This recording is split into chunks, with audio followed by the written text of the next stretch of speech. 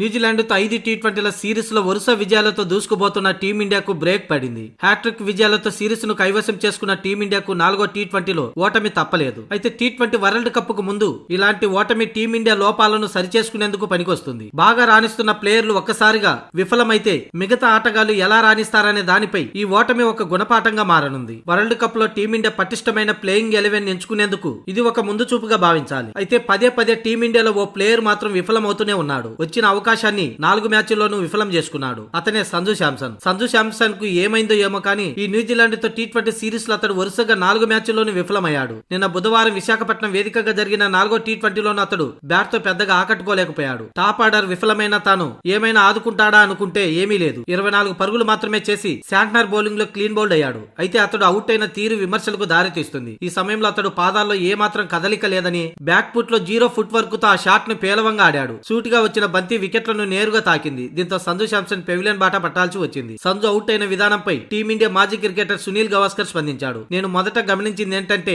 సంజు శాంసన్ ఆడిన ఆ షాట్ అసలు ఫుట్ వర్కే లేదు. బంతి అనూహ్యంగా టన్ను కూడా కాలేదు. అతడు వికెట్ల ముందు నిల్చొని రూమ్ చేసుకుని ఆఫ్ సైడ్ షాట్ ఆడాలని చూశాడు. అతడి పాదాల్లో అప్పుడు అసలు కదలికే లేదు. ఉన్న చోటే ఉండి షాట్ కొట్టాలనుకున్నాడు. లెగ్ స్టెంప్ అవతల 3 స్టెంపులు బౌలర్ కు కనిపించేలా నిలబడ్డాడు. అలాంటి సమయంలో బ్యాట్ బంతిని మిస్ అయితే బాల్ నేరుగా వెళ్లి వికెట్లనే గీరాటేస్తుంది. సంజు శాంసన్ ఈ విషయంలో ఇలా రెండోసారి జరిగిందని సునీల్ గవాస్కర్ విశ్లేషించాడు. మరికొన్ని రోజుల్లో టీ20 వరల్డ్ కప్ ప్రారంభం కానున్న నేపథ్యంలో సంజు శాంసన్ బ్యాటింగ్ వైఫల్యం టీమిండియాను ఇబ్బంది పెడుతుంది. ఒకవేళ తిలక్ వర్మ తిరిగి జట్టులోకి వస్తే సంజు శాంసన్ స్థానానికి ప్రమాదం వాటిల్లే అవకాశం ఉంది. దాంతో ఇషాన్ కిషాన్ ఓపెనర్ గా అభిషేక్ శర్మతో ప్రారంభించే అవకాశం ఉంది. ప్రస్తుతం ఇషాన్ కిషాన్ సూపర్ ఫామ్ లో ఉన్నాడు. సంజు శాంసన్ కు గట్టి పోటీ ఇస్తున్నాడు. మిగిలిన చివరి 5వ టీ20లో అతడు రాణించకపోతే మాత్రం టీ20 వరల్డ్ కప్ లో ప్లేయింగ్ 11 లో చోటు కోల్పోయే ప్రమాదం ఉంది. దీంతో టీ20 వరల్డ్ కప్ కు ముందు బ్యాటింగ్ ఆర్డర్ లో సంజు ఒక్కడే సమస్య. ఇక బౌలింగ్ విభాగాల్లో కూడా లోపాలు ఉన్నాయి. ఓ మ్యాచ్ లో ఓ బౌలర్ భారీగా పరుగులు, మరో మ్యాచ్ లో ఇంకొక బౌలర్ భారీగా పరుగులు ఇస్తున్నారు. కలిసికట్టుగా బౌలర్లు పోరాడితే మాత్రం వరుసగా రెండోసారి టీ20 వరల్డ్ కప్ పట్టేసినట్టే టీమిండియా.